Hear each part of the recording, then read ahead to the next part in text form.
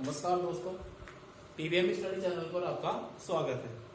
आज अपन पढ़ेंगे 12th class की मैथ। इसमें पहला चैप्टर है संयुक्त फलन, कंपोजिट फंक्शन। कितने नंबर का आएगा? आरबीएसई बोर्ड के अंदर यह है मैक्सिमम 3 नंबर का आएगा और इसमें एक क्वेश्चन आएगा 1 नंबर का और एक क्वेश्चन आएगा 2 नंबर का। यानी इस प्रकार इस पहले चैप्टर में 2 क्वेश्चन पूछे जाएंगे। एक क्वेश्चन होगा 1 नंबर का, एक क्वेश्चन होगा 2 नंबर का। संयुक्त फलन में तो सबसे पहले जो टॉपिक आ रहा है वो संयुक्त फलन ही आ रहा है। यानी संयुक्त का मतलब जोड़ना, 2 फलनों को जोड़ना या 2 या 2 से अधिक फलनों को एक जगह करके लिखना, वो कहलाता है संयुक्त फलन। यानी कोई फलन f, कोई फलन है f, मान लो कि a से b में परिभाषित है। अब ये a से b, a इस फलन f का क्या है? प्रांत है। b क्या है? इसका सह प्रांत है। अपन 11th क्लास में प्रांत, सह प्रांत और परिसर पढ़े थे। अब यदि आप भूल गए हो कि प्रांत, सह प्रांत और परिसर क्या होता है तो मैं बता देता हूं थोड़ा सा आपको। अगर कोई फलन ये a से b में कोई फलन f परिभाषित है, यहां समझ लो एक बार आप, इसके एलिमेंट जैसे मान लो 1 2 3, ये फलन f है, 4 5, यहां मान लो 1 2 3 4 5 6, यहां से लिख देता हूं। इस 1 का संबंध मान लो 1 से है, 2 का संबंध 3 से है, 3 का 2 से है, 4 का मान लो 4 से है, 5 का मान लो 5 से है। फलन f कब परिभाषित है? समुच्चय A के प्रत्येक अवयव का प्रतिबिंब समुच्चय B में होना चाहिए और एक अद्वितीय अवयव होना चाहिए प्रतिबिंब। दोबारा सुने, समुच्चय A के प्रत्येक अवयव का अद्वितीय प्रतिबिंब समुच्चय B में अगर है तो फलन A से B में क्या हो गया? परिभाषित हो गया। अब समुच्चय A के सभी अवयव क्या कहलाते हैं? उस फलन के प्रांत कहलाते हैं। उस फलन के प्रांत कहलाते हैं। समुच्चय B के सभी अवयव उस फलन के सह प्रांत कहलाते हैं। और समुच्चय B के वे अवयव जिनका पूर्व प्रतिबिंब समुच्चय A में है वे कहलाते हैं क्या? परिसर। तो ध्यान दो, यहां लिख ही देता हूं मैं। प्रांत के जो अवयव है ना वो क्या क्या आएंगे? प्रांत के अवयव होंगे 1 2 3 4 5। सह प्रांत, सह प्रांत में होगा, सह प्रांत में समुच्चय B के सभी अवयव होते हैं तो 1 2 3 4 5 और 6। परिसर, परिसर के अंदर जिन उन अवयवों को लेना है जिनका पूर्व प्रतिबिंब कहां है? समुच्चय A में है। तो 1 2 3 4 और 5। समुच्चय A के प्रत्येक अवयव का समुच्चय B में अद्वितीय प्रतिबिंब हो तो फलन A से B में परिभाषित होगा। और समुच्चय A के सभी अवयव क्या कहलाते हैं? प्रांत, यानी डोमेन। क्या? डोमेन के वे एलिमेंट होंगे जो फर्स्ट तो सेट आ रहा है ना, उस सेट का जो ईच एलिमेंट है वो क्या कहलाता है? डोमेन कहलाएगा। सेकंड सेट है उसका ईच एलिमेंट क्या कहलाता है? कोडोमेन, सह प्रांत कहलाएगा। और रेंज का मतलब उसकी सीमा, यानी कोई फलन में अपन 1 2 3 4 5 रखे तो फलन आपको क्या मान दे रहा है वो उसकी क्या होगी? रेंज होगी। रेंज में कितने एलिमेंट है? 1 2 3 4 5। तो आपको प्रांत, सह प्रांत, परिसर या डोमेन, कोडोमेन और रेंज के बारे में आप समझ चुके होंगे। 11th क्लास की सेकंड जो एक्सरसाइज है वहां अपन ने पढ़ा था।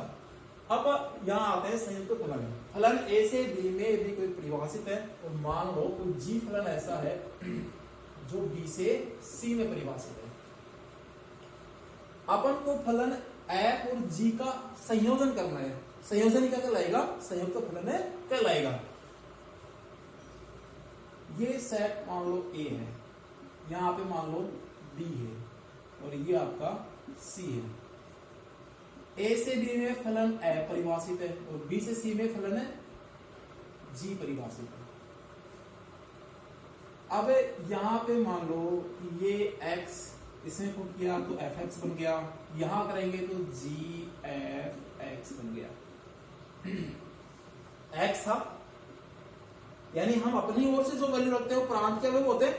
यानी x रखा वो प्रांत के हो गए फलन क्या मान दिया, बी दिया, यानी वो एफ एक्स हो गया। अब ये क्या होता है, जी फलन बी से सी में था ना, तो बी के क्या बन गए, एफ एक्स एलिमेंट बन गए, एफ एक्स को जी में रखेंगे तो क्या बनेगा, जी एफ एक्स बन जाएगा।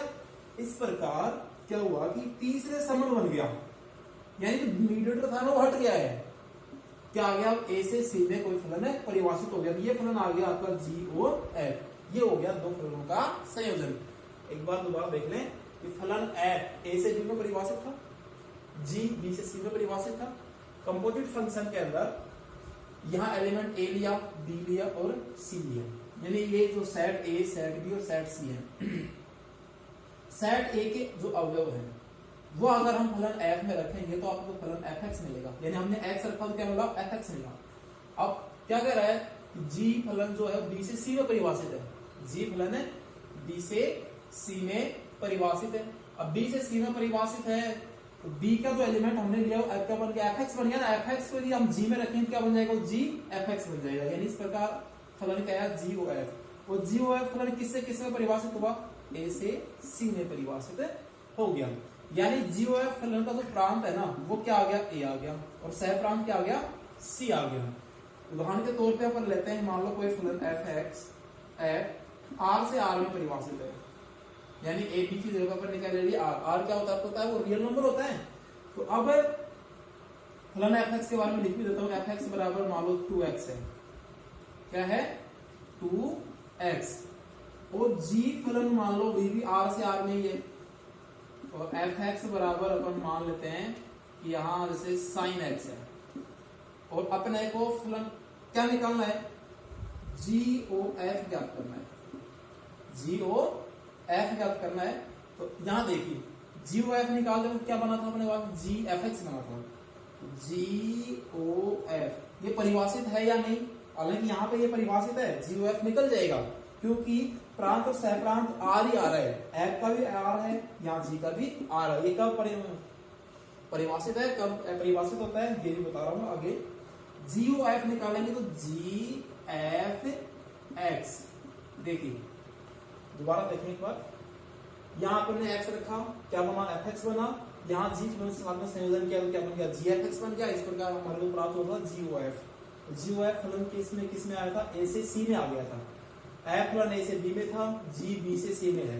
इसी प्रकार ये एग्जांपल लिया है मैंने यहाँ पे, इसमें एफ फलन आर से आर में है, एफ एक्स बराबर मैंने मान लिया यहाँ पे कोई 2x फलन दे रखा है, जी फलन आर से आर में है, एफ एक्स बराबर क्या दे दिया यहाँ पे साइन एक्स। अब जी ओ एफ निकालना है, क्या निकालना है, जी ओ एफ। तो जी ओ एफ इक्वल टू, यानी जहां ओ लगा रखा है ना अभी आप मसला पोस्टर जरूर लगा दें, लगा दिया।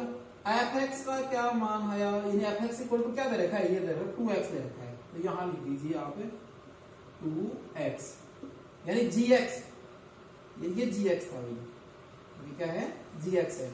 अब gx में जहां x है वहां पे क्या लिख दें, 2x लिख दीजिए, तो ये आ गया आपका साइन 2x, क्या आ गया साइन 2x, यानी जी ओ एफ एक्स हमने निकाला है तो क्या आ गया, ये साइन 2x आ गया। इस प्रकार हम क्या करते हैं, दो फलनों का संयोजन करते हैं, और एक्सरसाइज जो 1.1 है उसके अंदर दो फलनों का संयोजन ही है, सिर्फ दो फलनों का संयोजन है वो निकालना आपको आना चाहिए। एक्सरसाइज 1.1 कंप्लीट हो जाएगी आपकी। अब ये जी ओ एफ फलन कब परिभाषित है, कब परिभाषित नहीं है, इसके लिए एक बार आप इसको यदि समझ में आए एक बार दोबारा देख लेते हैं अपन। एफ आर से आर में कोई फलन था, एफ एक्स बराबर क्या दे रखा है, 2x दे रखा है, जी आर से आर को फलन है, जी एक्स बराबर दे रखा है साइन एक्स। आपको जी ओ एफ फलन निकालना है, तो जी ओ एफ एक्स, यानी जहां ओ लगा रखा है ना, यहाँ ओ लिखा हुआ है वहां ब्रैकेट दे दीजिए, मसला ब्रैकेट दे दीजिए यहाँ पे, यहाँ लिख दीजिए एफ एक्स। एफ एक्स का मान क्या दे रखा है, यहाँ पे 2x दे रखा है ना, तो 2x लिख दीजिए, ठीक है। अब जी एक्स जो फलन है, जी एक्स फलन क्या आ रहा है, साइन एक्स आ रहा है, तो साइन है 2x, क्योंकि आप बहुत पढ़े हैं, आपने 9th क्लास में पीछे पढ़े होंगे छोटी क्लासों के अंदर, कि जैसे मान लो F X equal to F square plus 1 है, और आपको f1 निकालना होता है तो हम x की जगह 1 पुट करते ही नहीं, तो 1 का स्क्वायर प्लस 1 इस प्रकार 2 आएगा। तो यहाँ पे भी क्या करेंगे, एफ एक्स की वैल्यू 2x आ गई। अब अपने को g2x निकालना है, इसका मतलब gx के अंदर x की जगह पे 2x फुटे कर देंगे तो साइन 2x आ गया। अब इन फलनों का जो संयोजन है वो कब परिभाषित है और कब परिभाषित नहीं है, ये और बता देता हूं मैं आपको। ये तो आपको पता लग गया होगा, दो फलनों का जो संयोजन है वो निकालते वक्त किससे किसमें, यानी कौन सा समुच्चय उसका प्रांत बनेगा, कौन सा उसका सह प्रांत बनेगा, ये तो पता लग गया होगा। अब यहाँ पे फलनों का जो अस्तित्व कब होगा या कब नहीं होगा, पहले आप ये देख रहे हैं कि GOF फलन A से C में आया है, तो यहाँ भी फलन जो GOF है ना वो किससे किस में आएगा, GOF फलन R से R में ही आने वाला है, क्योंकि इसमें प्रांत और सहप्रांत सब R ही रखे हैं, इसलिए R से R में आ गया। अब GOF फलन, G नोट लगा के लिख लें आप इसको, कब परिभाषित नहीं होगा, GOF फलन परिभाषित नहीं होगा यदि, दाईं ओर से देखिए, अब समझ लो इसको, GOF यानी ये जो दाईं ओर तो फलन दे रखा है ना, दाईं ओर फलन दे रखा है, उसका तो परिसर क्या है, यानी यहाँ पे क्या रहा, C आ रहा है, इसका G फलन जो F फलन है ना उसका, F फलन का तो परिसर क्या था, B है। दाईं ओर आने वाले फलन का जो परिसर है, यानी F का परिसर, बाईं ओर आने वाला फलन क्या है, G का परिसर, G के प्रांत का उपसमुच्चय होना चाहिए। अगर GOF फलन कब परिभाषित होगा, दो फलनों का संयोजन कब परिभाषित होगा, दाईं ओर, देखो ये दाएं आता है, दाईं ओर फलन जो आ रहा है ना उसका जो परिसर है वो G के प्रांत का उपसमुच्चय होना चाहिए, अर्थात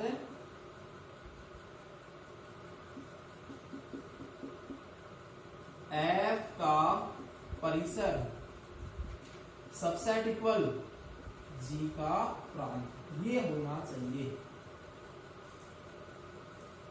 अब अपन और एग्जांपल लेते हैं, बुक के एग्जांपल लेते हैं। अपन समझ में आ गया होगा आपके कि दो फलनों का जो संयोजन है वो किस प्रकार से करते हैं, एक एग्जांपल मैंने यहाँ पे दे दिया। अब अपन बुक के एग्जांपल करते हैं।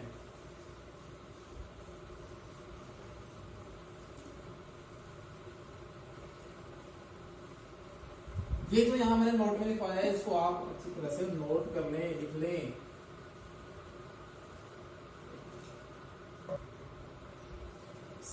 एक्सरसाइज का जो फर्स्ट एग्जांपल है वो क्या है, सेट करेगा, सेट ए के एलिमेंट दिए हुए हैं, सेट बी के एलिमेंट भी दिए हुए हैं, सेट सी के एलिमेंट भी दिए हुए हैं।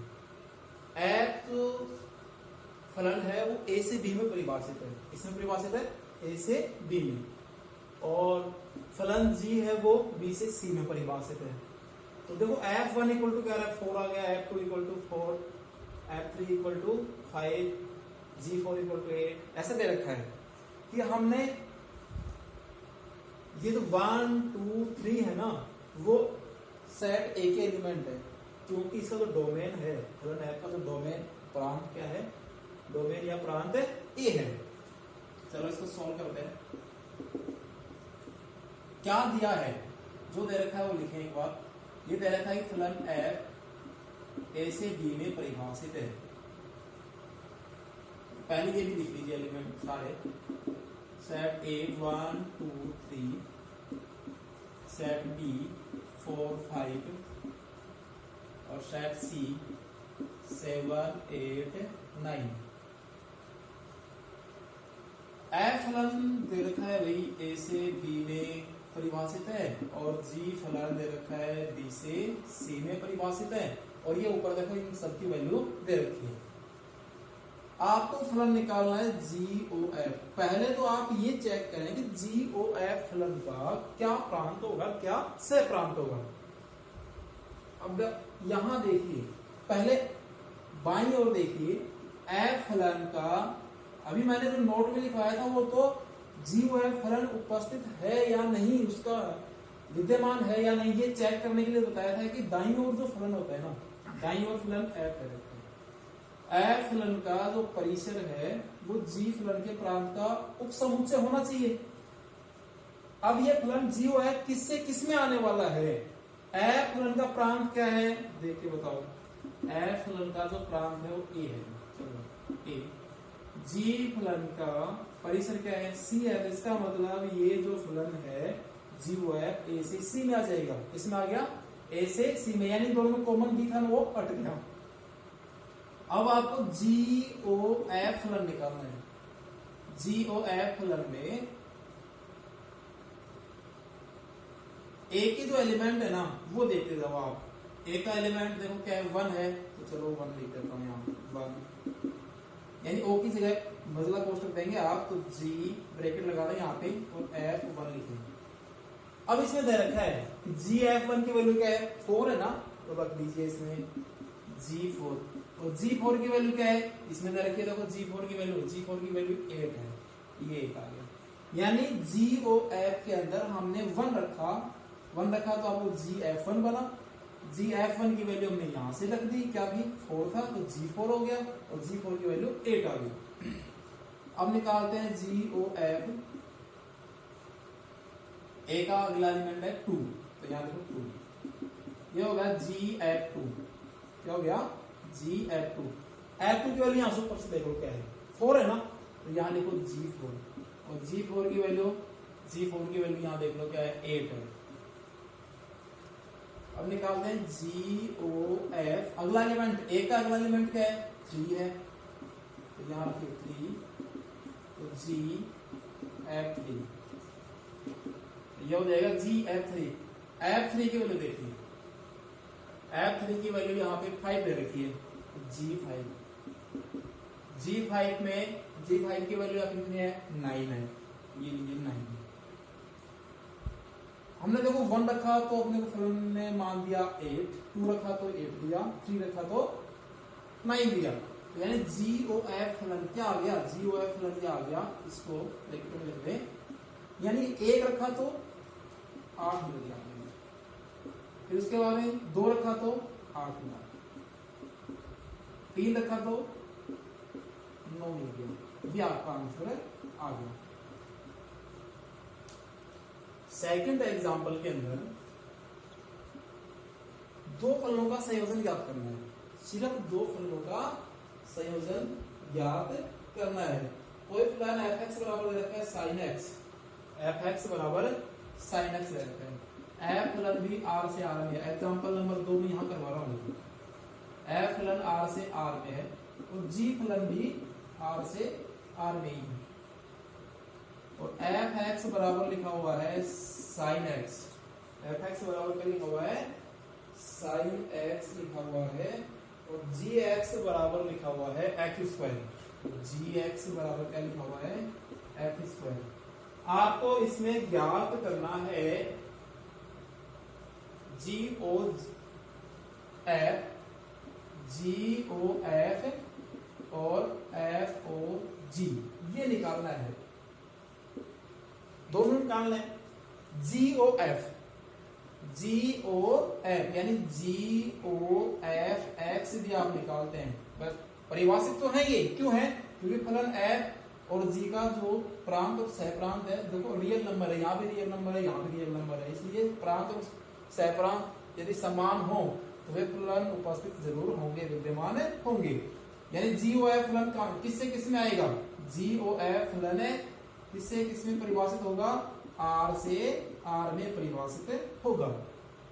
इसी प्रकार एफ ओ जी फलन भी आर से आर में ही परिभाषित होगा। बस अब तुम निकालते हैं इनको। जी ओ एफ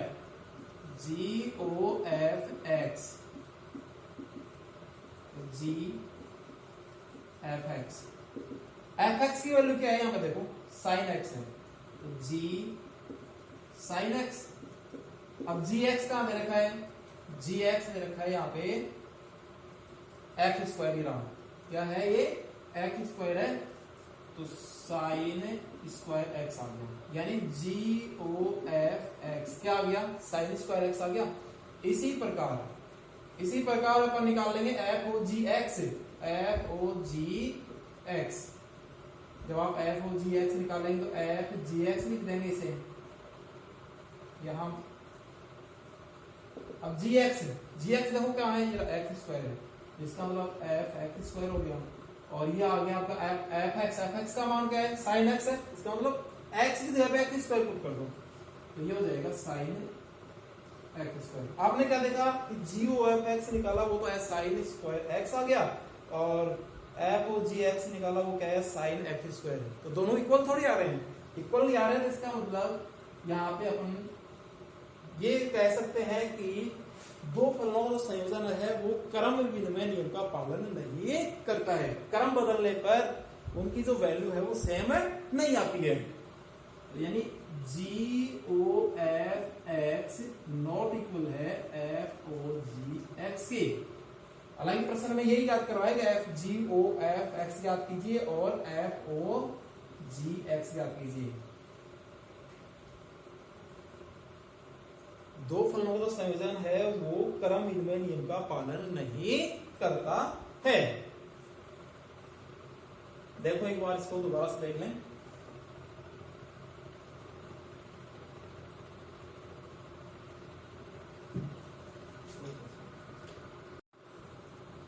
देखिए एक बार दोबारा देख लें इस एग्जांपल को, इंपॉर्टेंट है क्योंकि इसमें एफ ओ जी फलन विद्यमान नहीं है, इसलिए इंपॉर्टेंट है। एफ फलन क्या दे रखा था, एन से जेड में, जी फलन जेड से क्यू में। पिछले जो दो एग्जांपल अपने पढ़े हैं उनमें प्रांत और परिसर, प्रांत और परिसर की जो सेट आ रहे थे, समुच्चय आ रहे थे, वो आर आ रहा था। आर का मतलब रियल नंबर, एन का मतलब क्या होता है, नेचुरल नंबर होता है, जेड का मतलब पूर्णांक, क्यू का मतलब परिमेय संख्या। अब जीओ एफ फलन, जीओ एफ फलन किससे किसमें परिभाषित होगा, हमने सबसे पहले जीओ एफ निकाला क्योंकि एफ को जी इसमें विद्यमान नहीं है, नीचे बताएंगे आपको। जीओ एफ फलन किससे किसमें होगा, जीओ एफ फलन तो देखो सबसे पहले कौन सा फलन आ रहा है, प्रांत का। हम अपनी ओर से जो वैल्यू रखते हैं ना, हम अपनी ओर से क्या वैल्यू पुट करेंगे, फलन अपने को नया मान देगा, तो वो होता है प्रांत। तो एफ का जो प्रांत है ना एन, यानी नेचुरल नंबर इसमें हम पुट करेंगे, क्या मान देगा, जी का परिसर है ना वो देगा। जी का परिसर क्या है, क्यू है, तो इसका मतलब जी ओ एफ फलन कौन से समुच्चय से कौन से समुच्चय में, कौन से सेट से कौन से सेट में परिभाषित हुआ, एन से क्यू में हुआ। निकालते हैं जी ओ एफ एक्स से, तो जी एफ एक्स, एफ एक्स क्या है, एफ एक्स यहाँ पे 2x है, तो ये हो जाएगा g इंटू 2। अब जी एक्स में जहां x ले रखा है वहां पे क्या रख देंगे, यहाँ पे जहां पे x लिखा हुआ है ना वहां पर क्या लिखेंगे, 2x लिखेंगे। तो देखो यहाँ पे x प्लस 1/2 लिखा हुआ था, x की जगह 2x लिख दिया, 2x प्लस 1/2, ये तो आ गया आपका जी ओ एफ एक्स। अब एफ वो जी विद्यमान नहीं है, क्यों नहीं है मैंने यहां समझाया, यहां समझा देते हैं, रफ करते हैं कि होग नोट के अंदर नोट डलवा करके मैंने लिखवा रखा है कि दाईं ओर आने वाला जो फलन है उसका जो परिसर है बाईं ओर आने वाले फलन के प्रांत का उपसमुच्चय होना चाहिए। अब जी का परिसर देखो, जी का परिसर कहाँ है, जी का परिसर ये क्यू है, और बाईं ओर एफ आ रहा है, एफ का प्रांत क्या है एन, तो क्यू एन का उपसमुच्चय होना चाहिए, और क्यू एन का उपसमुच्चय नहीं होता है। क्यों नहीं होता है, क्योंकि क्यू में तो देखो 1/2 किसको बिलोंग नहीं करता, एन को बिलोंग नहीं करता है, नेचुरल नंबर नहीं है 1/2, लेकिन वो परिमेय संख्या तो है। ऐसे 3/4 5/7 बहुत से उदाहरण हो सकते हैं, इसलिए फॉर्म विद्यमान नहीं है क्योंकि जी का परिसर एफ के प्रांत का उपसमुच्चय नहीं है। चलो नोट कर लो। अगला एग्जांपल है, एग्जांपल नंबर 4 है, वो दे रखा है एफ फलन आर से आर में, रियल नंबर से रियल नंबर परिभाषित है, और एफ एक्स इक्वल टू क्या दे रखा है एक्स क्यूब। एफ फलन आर से आर में परिभाषित है, तो एफ एक्स इक्वल टू दिया हुआ है एक्स क्यूब। जी फलन आर से आर में, g x equal to 3x minus 1। अपने को निकालना है g O F x, g O F x. पहले आप ये देख लेंगे, देखो यहाँ पे फलन f है वो भी r से r में था, प्रांत से प्रांत दोनों के सेट है वो समान है, g में भी समान है, इसका मतलब g और f फलन भी क्या होगा, r से r में ही होगा, g o f फलन भी r से r में होगा। तो निकालते हैं g o f x, और ऐसे ही f o g फलन भी क्या होगा, r से r में ही होगा। g o f x निकालते हैं, g f x, g o f x आप निकाल लेंगे तो o की जगह पे सिर्फ यहाँ पे मतलब पोस्टर लगाते हैं आप, ठीक है, f को इस f के साथ में लगा देंगे। अब आप क्या करेंगे, g f x यानी f x, देखो ये लिखा हुआ है x, f x की वैल्यू क्या है, x क्यूब है ना, तो यहां रख दीजिए g x cube, g x cube. अब g x में जहां x लिखा हुआ है वहां पे x क्यूब लिख दो, 3x क्यूब माइनस 1, ये तो निकल गया आपका g o f x। इसमें ये भी प्रूव करना है, इसलिए इसको इक्वेशन दे दीजिए, ये प्रूव करना है कि f o g not equal g o f के, इक्वेशन दे दिया। अब निकालते हैं f o g x, f o g x निकाल दे तो f यहाँ मिलेगा पोस्टर दे वो g x, g x की वैल्यू क्या है, 3x minus 1, 3x minus 1। f x में क्या है, x क्यूब है ना, ये रहा x क्यूब, तो यहाँ लिख दीजिए 3x माइनस 1 का होल पावर 3। इसको दे दीजिए आप इक्वेशन नंबर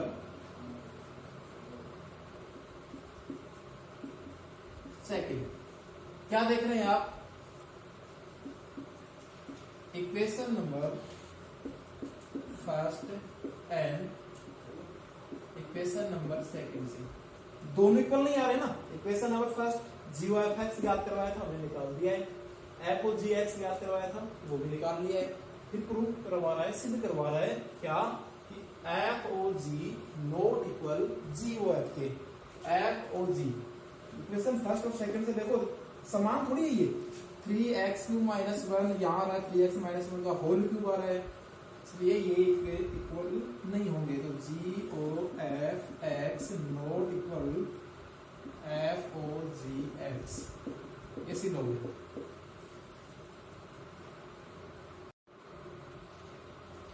एग्जाम्पल नंबर 5 देखिए, f r से r में है, f x equal to x square plus 2 है, g r से r में है, g x equal to x upon x minus 1। क्या दे रखा है लिखिए एक बार, f फलन दे रखा है r से r में, और f x x square plus 2, g फलन r से r में, और g x equal to x upon x minus 1। देखो r से r में, ये भी r से r में, इसका मतलब g o f और f o g दोनों विद्यमान है, क्योंकि इसका प्रांत और सहप्रांत के दोनों सेट है क्या है, वो इक्वल है, g के भी प्रांत सहप्रांत के सेट इक्वल है। g o f फलन भी क्या होगा, r से r में ही होगा, और f o g फलन भी r से r में ही होगा। निकाल लो तो g o f x निकालेंगे, g o की जगह पे ब्रैकेट लगा देंगे, f x की वैल्यू क्या दे रखी है यहाँ पे, एक्स स्क्वायर प्लस 2 दे रखी है, तो लिखो g एक्स स्क्वायर प्लस 2।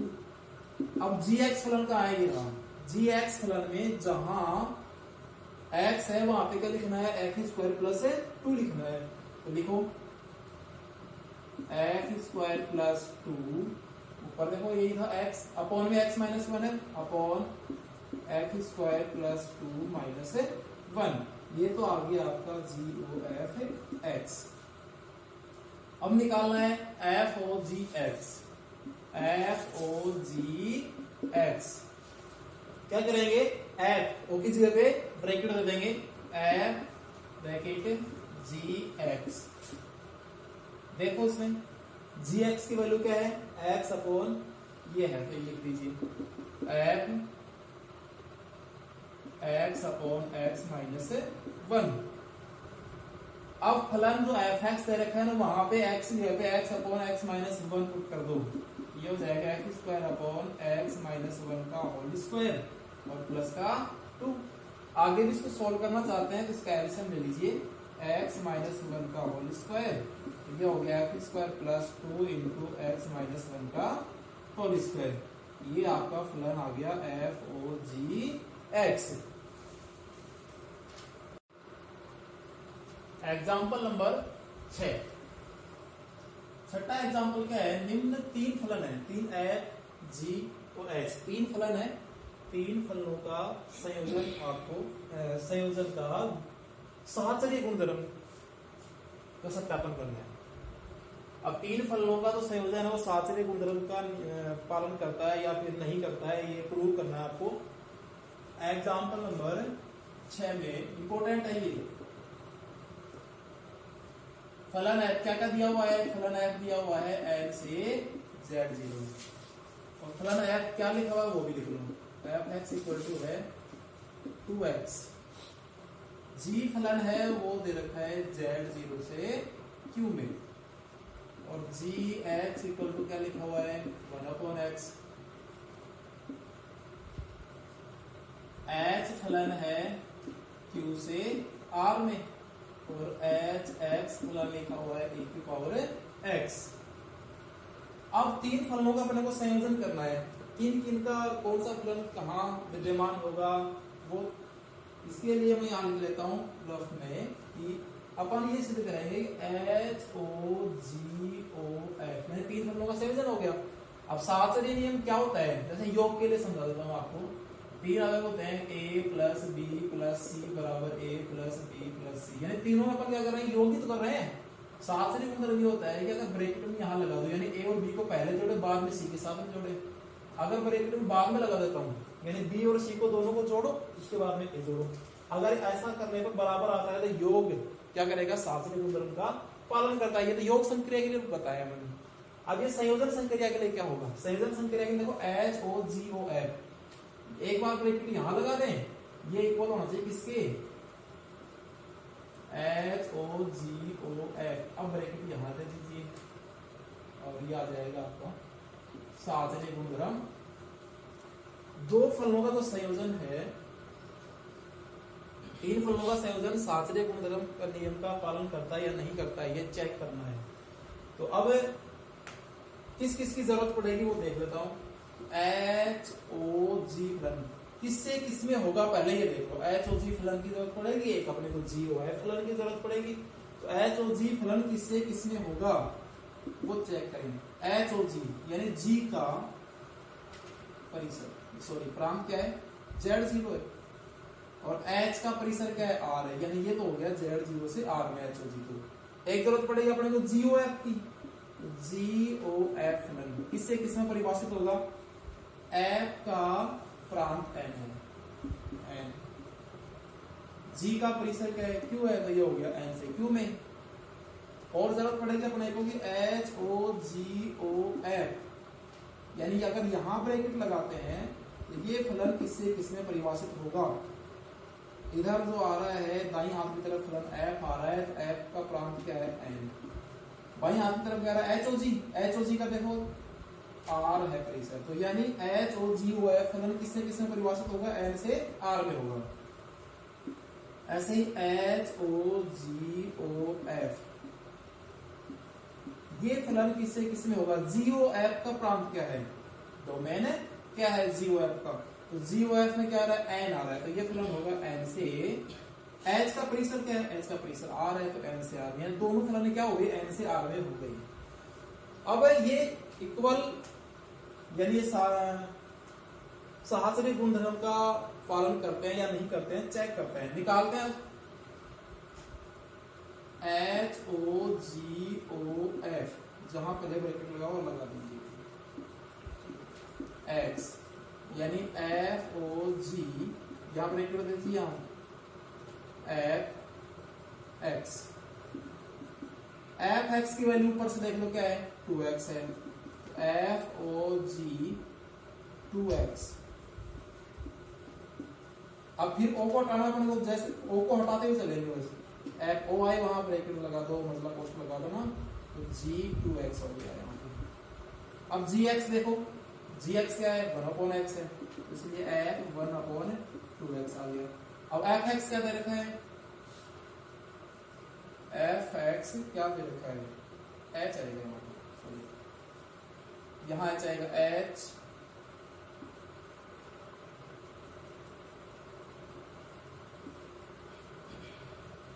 अब एच 1/2x, तो यहाँ देखिए एच एक्स में क्या रहा है, e की पावर x आ रहा है, तो e की पावर 1/2x है। इसको इक्वेशन नंबर फर्स्ट पे छोड़ दो। इधर देख लीजिए इसको,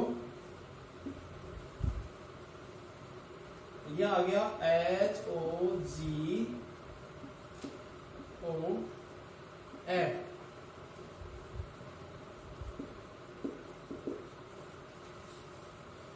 एच एक्स आ रहा है, एच एक्स की वैल्यू क्या है, e की पावर x आ रहा है, तो e की पावर 1/2x आ गई। इसको इक्वेशन नंबर फर्स्ट लेके छोड़ दो, क्योंकि अपने को प्रूव करना है कि साथ से ये गुणधर्म का पालन करता है या नहीं करता है। अब सेकंड वाला निकालते हैं, एच ओ जी ओ एफ, एच ओ जी ओ एफ, यहां ब्रैकेट लगा दीजिए। अब एक्स इधर से सोल्व करते हुए चलेंगे तो क्या आएगा, एच ओ ब्रैकेट जी, यहां पर ब्रैकेट लगाया, जी एफ एक्स, एच ओ जी एफ एक्स की वैल्यू क्या है, 2x है, तो यहां लिख दो 2x। फिर जी एक्स में फिर अपन क्या करेंगे, ये ओ हटाएंगे और ब्रैकेट लगा देंगे, जी, पहले आप जी एक्स के अंदर क्या आ रहा है, जी एक्स के अंदर आ रहा है 1/x, तो यहां लिख दीजिए, हटाएंगे तो ये लिखो g2x और ये आएगा h 2x 1/2x, ये आ गया h x के अंदर देखो, h x में e की पावर x है, तो e की पावर 1/2x। इसको इक्वेशन नंबर सेकंड लो, इक्वेशन फर्स्ट और इक्वेशन सेकंड से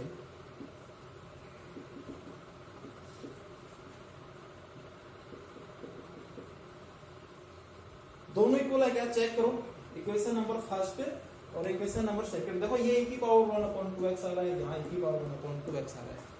यहाँ भी देख लीजिए, ये फलन n से r में था, ये भी n से r में था, यानी दोनों का क्या आ रहा है, डोमेन और कोडोमेन, यानी प्रांत और सह प्रांत समान आ रहा है दोनों का, इसलिए दोनों बराबर है। तो लिख दें आप यहाँ पे एच ओ जी ओ एफ इक्वल है एच ओ जी ओ एफ, यहां ब्रैकेट लगा दें। तो तीन